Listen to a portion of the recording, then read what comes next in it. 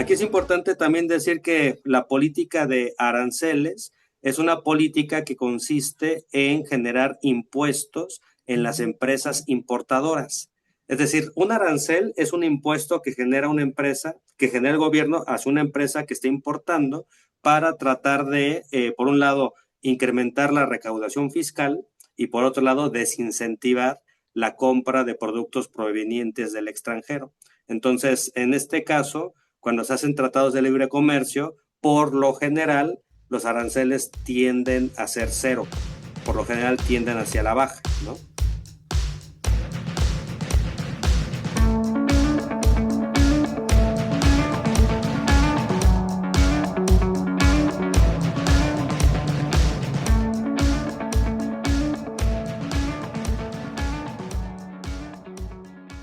Trump contra México. ¿Se avecina una guerra económica? Donald Trump está de vuelta en la Casa Blanca y con él una serie de medidas que podrían cambiar por completo la relación económica entre México y Estados Unidos. Aranceles, revisión del TEMEC y nuevas restricciones migratorias son solo algunas de las decisiones que podrían golpear la economía mexicana. ¿Estamos frente a una nueva guerra comercial? ¿Qué sectores se verán más afectados? Y sobre todo, ¿cómo debería prepararse México para este nuevo escenario? Hoy, en la caja de Pandora, analizamos las consecuencias de las políticas económicas de Trump y su impacto en México. Para ello nos acompañan dos expertos en la materia, que ambos son economistas, son doctores en economía por la universidad más prestigiosa de este país, que es la UNAM. Aunque les pese a todas las privadas, pues es esta, es la UNAM. Cuento con el honor de tener la presencia aquí de la doctora Beatriz Minguer. Ella es doctora en economía, también tiene su licenciatura, en economía y maestra en desarrollo urbano por el Colmex. También contamos con otro doctor en economía, Josafat Hernández. Él es tú totalmente hecho en la UNAM de todo, ¿verdad? De licenciatura hasta doctorado. Eres Puma desde inicio. Ahora sí, sin más preámbulo y sin más o sin menos rollo, quiero pasar a la primera pregunta. ¿Cuáles son las principales modificaciones que Trump pretende hacer al TEMEC y qué implicaciones tendría para México? Pero antes de eso, si nos pudieran dar un antecedente, porque muchos casi no nos enteramos del todo bien cuando pasamos de Telecán a Temec, que entiendo que fue en el 2018, y es que aparte fue recién que iniciamos aquí un nuevo gobierno totalmente nuevo, que llegó el gobierno de López Obrador, y recién también llegaba Trump, que era como también un perfecto desconocido en el sentido político, ¿no? Era un fanfarrón, pero no, entonces, como que todas esas negociaciones, para mí, malmente, y quizá para muchos, también se nos pasó como que sí, supimos que quizá Marcelo Ebrard estaba en eso, pero no supimos en qué quedaron. O qué pasó al Telecán, ya no hubo Telecán, cómo fue que pasamos a Temec, si nos pudieran compartir esos antecedentes antes de las modificaciones que pretende hacer Trump al Temec, si nos pudieran ampliar esta mirada, por favor.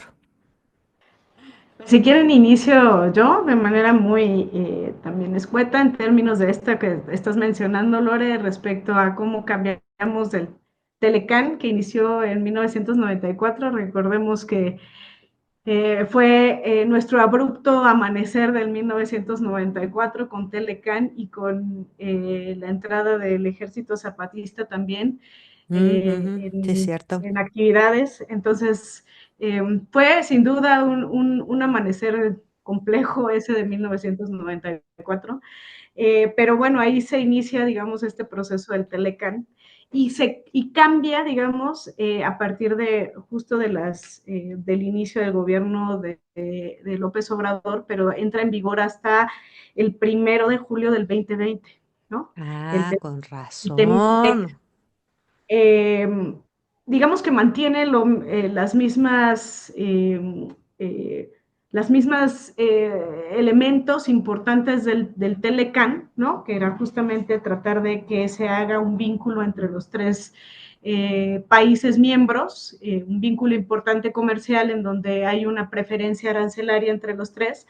Sin embargo, sí cambian en algunos elementos, como en la industria automotriz, en los derechos laborales. Recuerdan que en ese momento también se obligó, digamos, aunque creo que era una política también nacional, a que los sueldos y salarios de los mexicanos estuvieran por encima, para que no fuera, digamos, una competencia que fuera a través de los costos laborales, que además el TEMEC, ya sabemos, había trabajado así justamente, ¿no?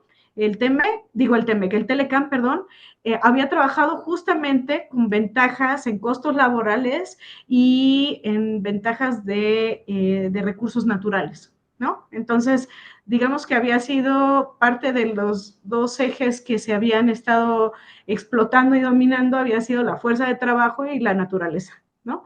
Entonces, justamente uno de los elementos que cambia en el TEMEC, ya cuando en su entrada en vigor, es reforzar, digamos, los salarios a nivel nacional para que no hubiera esa competencia, decía Estados Unidos, injusta con los costos laborales tan bajos de México, ¿no? Y también recordemos que con la entrada de Trump, él quería también muchísimas concesiones en materia petrolera, pero aquí hubo un importante freno a eso y quitaron pues toda esa parte energética que tenía propuesta por Trump y pues gracias a las negociaciones importantes que hizo y a la exigencia que hizo López Obrador, se quitó todo eso del petróleo y se quedó solamente un párrafo en donde decía que el petróleo es propiedad de la nación, ¿no? Entonces, como una empresa estratégica, se queda eso establecido en el TEMEC y se acepta por Estados Unidos. Ah, mira, yo creo que eso muchos no sabíamos, que también la cuestión energética estuvo en juego en la renegociación. O sea que antes estaba un poco, como quien dice,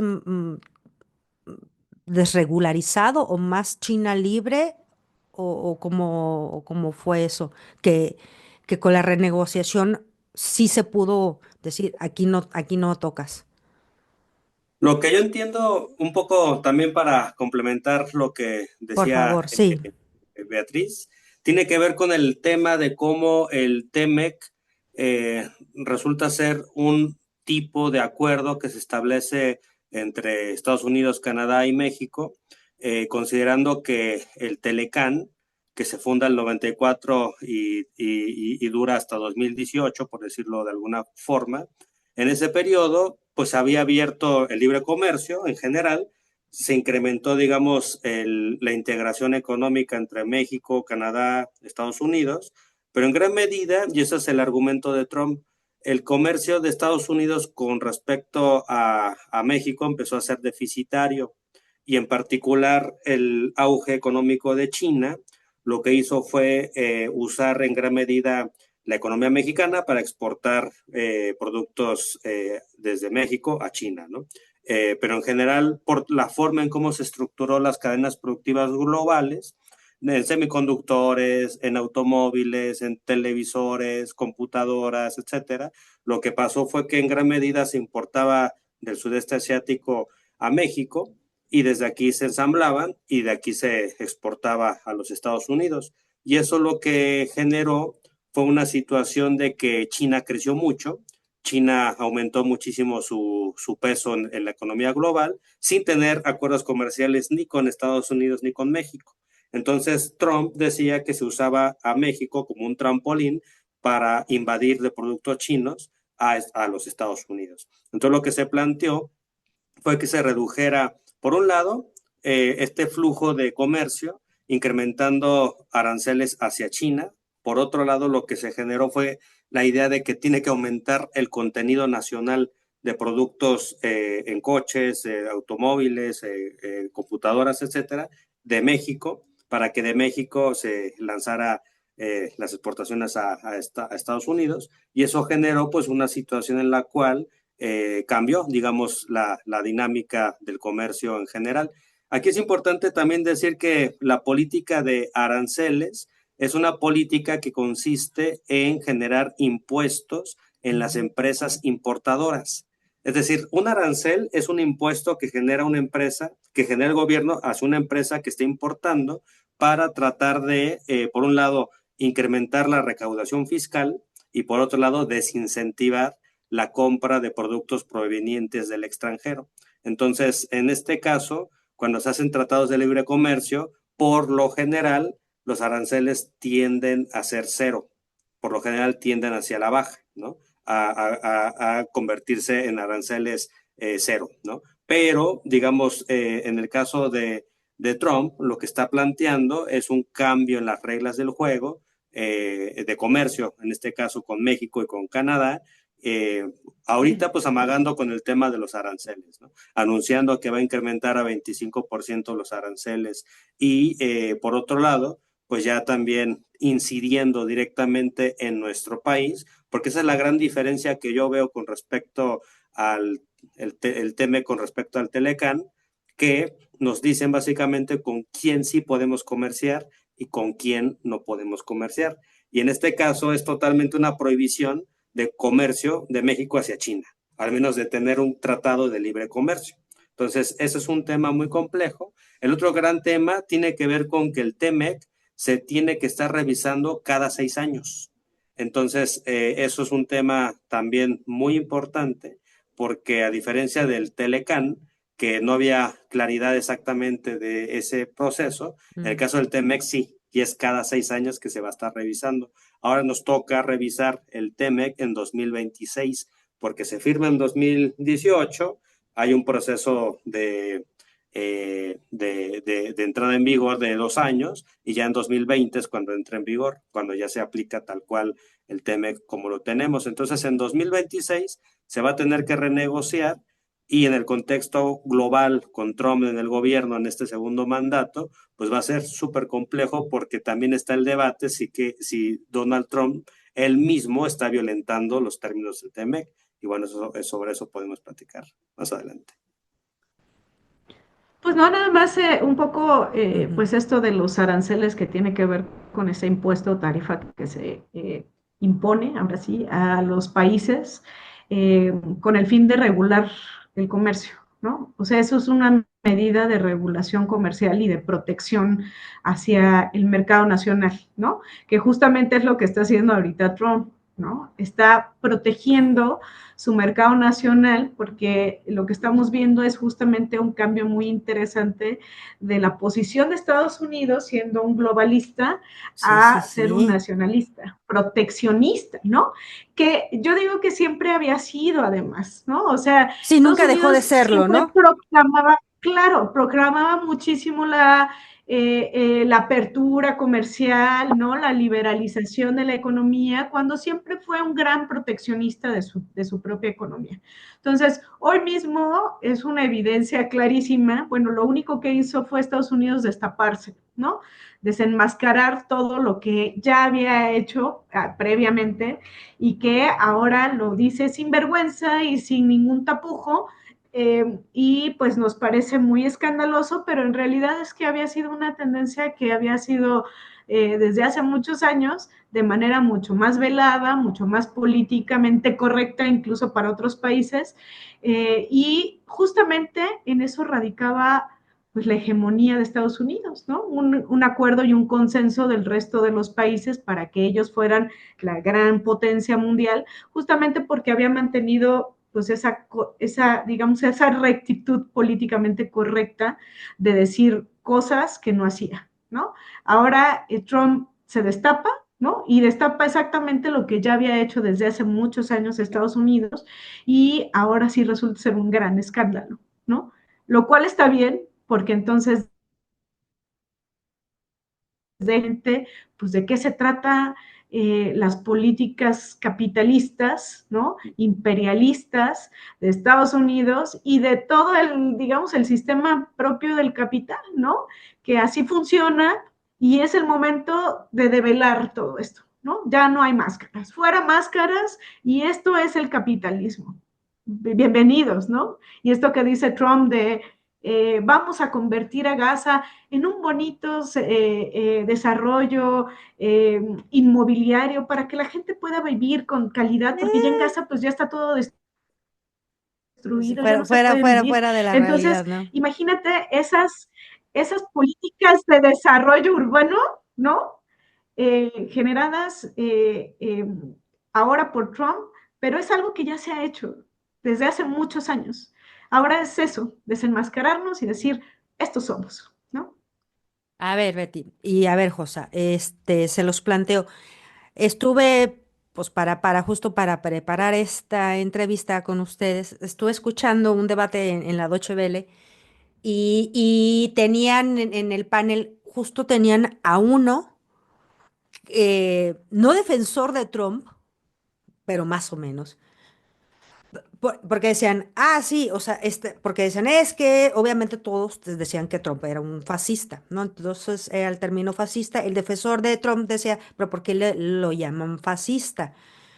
Eh, es esta cosa que increíblemente lo que es el neoliberalismo, lo que te dice, o lo que es la economía clásica es que sea el mercado que se regule solito con la famosa mano invisible. Entonces, es como, no se entiende, pareciera que esta cuestión arancelaria que está haciendo Trump en sí es una política proteccionista totalmente contraria a una política neoliberal que era la que había estado rigiendo. Entonces, pareciera, y digo pareciera, porque ahorita todo es apariencia, realmente todo está empezando, que Trump está teniendo una actitud de pues eso, proteccionista. Y ahora el tema del trabajo, que lo que dicen es, a ver, Trump le prometió a la clase trabajadora de ahí que les iba a conseguir de nuevo trabajo, ¿no? Entonces, quiere volver a traer otra vez las industrias y pues no sé si las maquilas, pero las industrias a Estados Unidos.